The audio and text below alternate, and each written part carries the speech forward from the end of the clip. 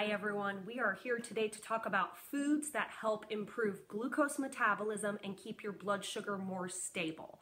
So one thing we know about blood sugar issues, diabetes, pre-diabetes, and even pre-diabetes, which is insulin resistance, is it plagues so many people. It is literally a pandemic. It leads to significantly increased healthcare costs, but it also leads to other things like cognitive decline, problems with liver, kidney function, nerve function, and major issues with cardiovascular disease, increased risk for heart attack, stroke, but also difficulty losing weight no matter how much you cut your calories. So just to put this in perspective, if you're a woman, the American Heart Association says you should not consume more than 25 grams of added sugar per day. Added.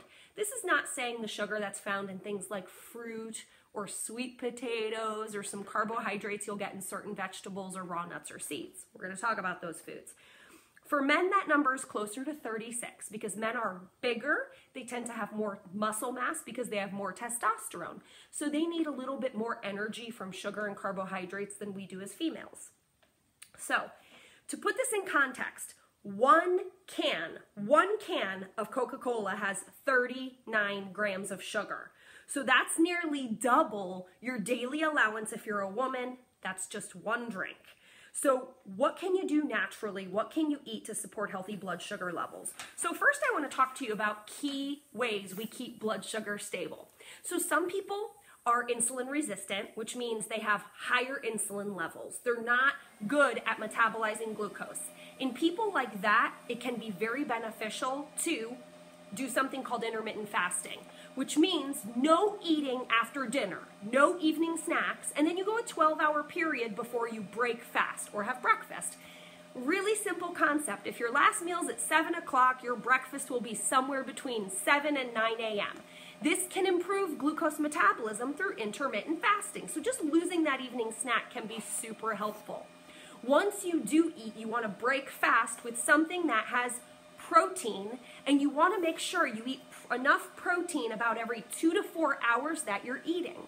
One thing I see women doing is starving themselves, particularly not eating enough protein, which we need to make muscle, burn fat, and just to have healthy blood sugar levels.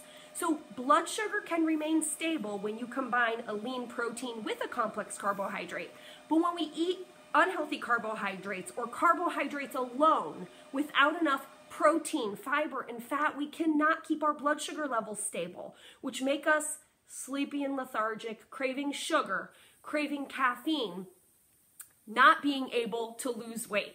So these are some reasons why dietary-wise it's really, really important to keep your blood sugar stable. It's important to drink enough water, ideally half your weight in body ounces, because many times where we're craving sugar, feeling tired or feeling hungry, we're actually thirsty, we're dehydrated. So this is another really, really important tip. Being physically active is important as well, because what we know about exercise is it improves insulin function. It makes you less insulin resistant, because what carbohydrates are is they're energy units. If you can metabolize carbohydrates in a good way, in a healthy way, carbs are supposed to give you energy, but when carbs make you sleepy and lethargic, that could mean you do not have healthy glucose metabolism. So I'm going to talk to you about two foods that are very important in keeping blood sugar levels more stable. One of those, protein. So what are some proteins? So you can think of things like fish, wild caught, free range, chicken, turkey, grass-fed beef or other wild gamey meat like bison or lamb if you like those. So those are some meat sources, but there are other sources that are not meat, such as eggs. Eggs are also a great source of protein and healthy fat, which we'll talk about in just a second. You want to make sure that your eggs are free range, which gives you those really healthy yolks and makes that fat high in choline, which is great for your brain. Also high in DHA, which is important for brain function. So not all fats are bad. We're going to talk about that in just a second. So also, if you do eat dairy, Greek yogurt, cottage cheese are great sources of protein. If you do have dairy sensitivities, one thing a lot of people rely on is raw nuts and even seeds. So raw nuts and seeds are balanced with protein, fat, and fiber. Now, beans or legumes, particularly lentils, definitely provide you a source of protein. Just be careful because they're also a source of carbohydrates. So if you're mixing those beans with rice and fruit and a little dessert afterwards, it might just be too many carbohydrates. So cottage cheese, I didn't mention that, and raw nuts and nut butters are acceptable as well, such as a raw almond butter, a raw cashew butter. Here's the thing you have to watch out with nut butters. You have to watch out to make sure that they don't have additional oils that are unhealthy added to them or additional sugar. And you can eat nut butters right off the spoon. I often recommend that for people, or you can put it on a vegetable instead of a fruit or a piece of bread so you don't bump up that carbohydrate count. Number 2, fats. Fats promote satiety. What does that mean? They make you feel full and satisfied so that you don't feel like you need something sweet at the end of the meal. That can happen when you don't have protein, when you're dehydrated, but that can happen if you don't have healthy fats in your meal. So what are some sources of healthy fat? Wild caught fish, wild caught salmon, because it's loaded with essential fatty acids, which are important for your brain, for your cardiovascular health, for your nerve health, even just for your joints, skin, hair, and nails. Essential fatty acids are so important. These are very, very good fats for keeping your omega-3 to 6 ratios balanced, which helps your body fight against inflammation naturally. So this is where I recommend good quality omega-3 fatty acids, not just in your diet, avocados, raw nuts and seeds, wild-caught salmon, healthy free-range eggs. I also recommend it in the form of supplementation. I'm a big fan of olive oil when it's not heated to a high temperature.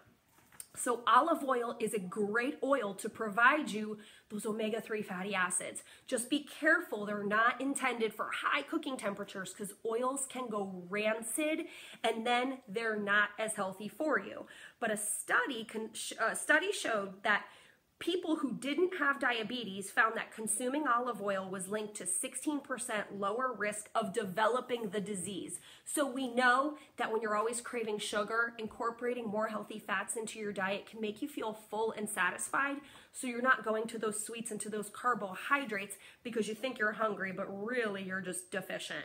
And again, avocados are a great source of healthy fat. I like to eat them with a little pinch of Himalayan sea salt or Celtic sea salt. My husband scoops pico de gallo right there into the little hole when the pit comes out. My son just eats avocados plain, but they're a great addition to something. They're a great addition to a salad. You can even put them in a soup, like my chicken tortilla soup, which is one of my favorite recipes. So they're a great way to put healthy fat into things so you're not going to loads and loads of cheese and sour cream and mayo, which don't quite have those omega-3 fatty acids as some of these fats that I mentioned earlier.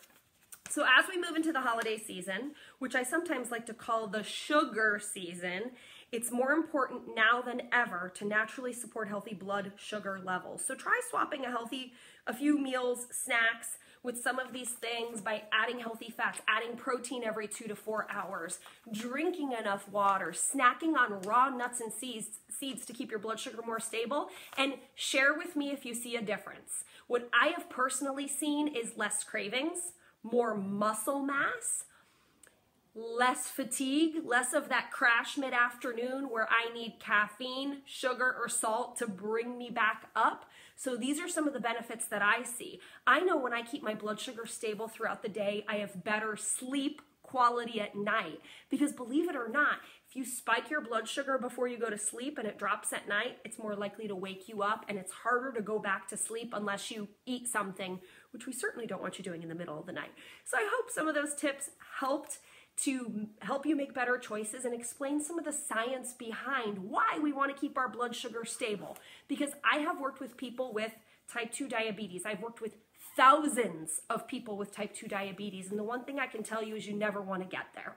Because when somebody already has glitches with glucose metabolism, they do good things and they still feel bad. They still sometimes don't see weight loss happen. We have to prevent these things. Prevention is the best tool and the best medicine that we have. So I hope you have a very healthy, happy holiday season. Bye.